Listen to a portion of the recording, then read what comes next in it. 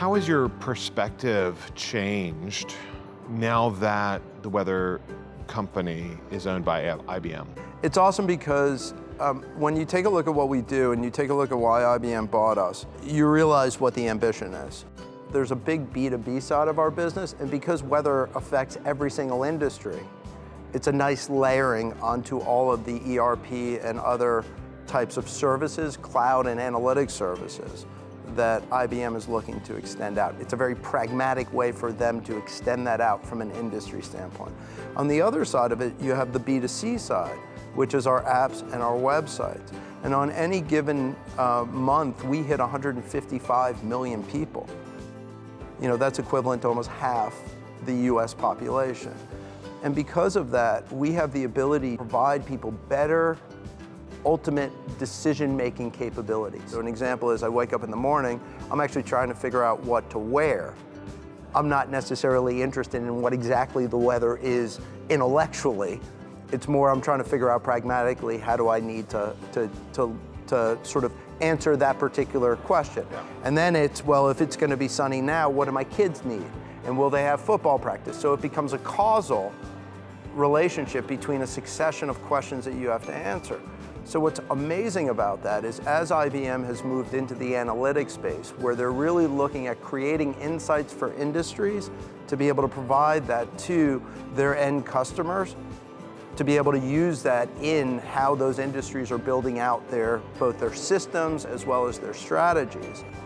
So when you start looking at what weather and things like Watson and analytics can start to do together, you start to realize that that really is probably one of the most exciting things that has certainly happened, I think, to IBM in quite a long time.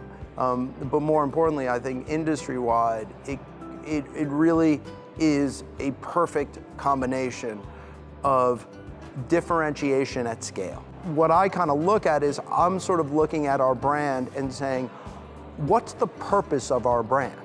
So when I talk about a solution brand, the purpose of our brand isn't to provide you the most accurate weather. Yes, that's a function of it. The purpose of our brand is to give you the ability to make the best decision you can possibly make that's weather related.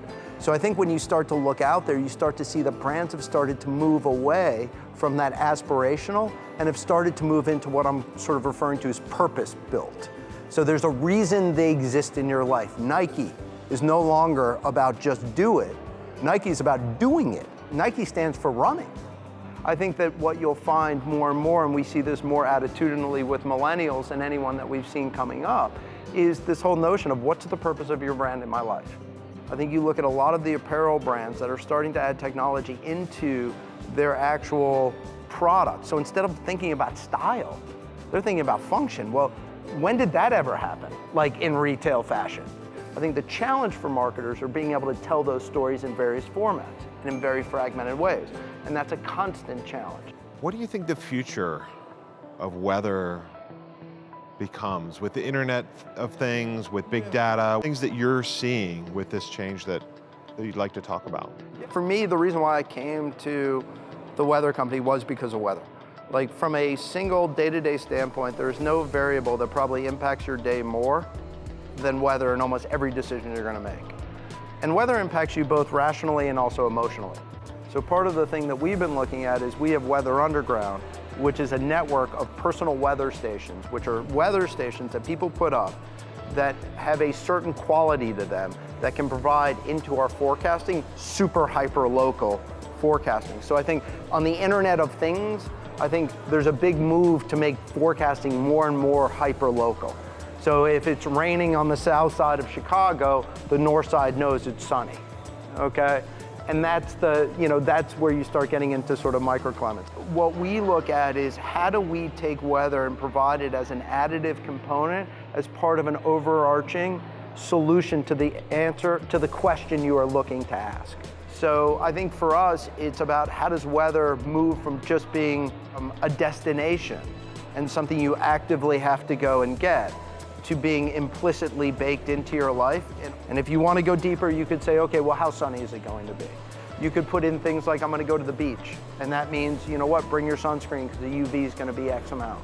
So those are the types of additive decision layering we look at providing to extend beyond the commodity. And I think for the weather company, that's our big challenge. That's the thing that we're really focused on. How do we begin using IBM and the services that we can extend to begin really claiming our rightful place as one of the world's largest location decision engines, and not do it because we're saying it, but doing it because we're helping people by solving really simple things smartly.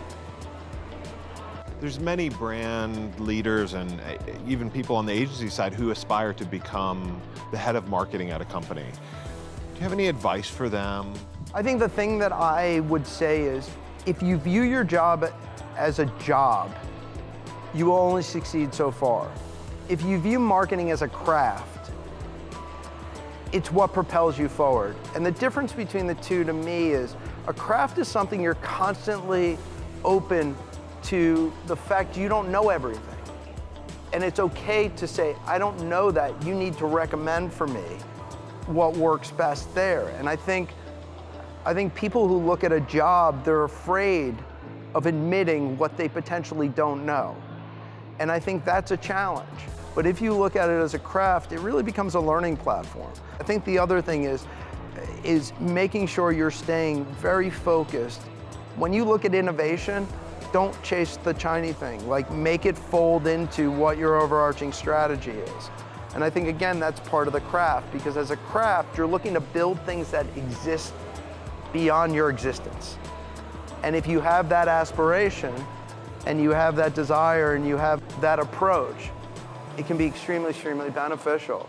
And not just how you grow, whether it's to be head of marketing, it's really in anything that you look to do.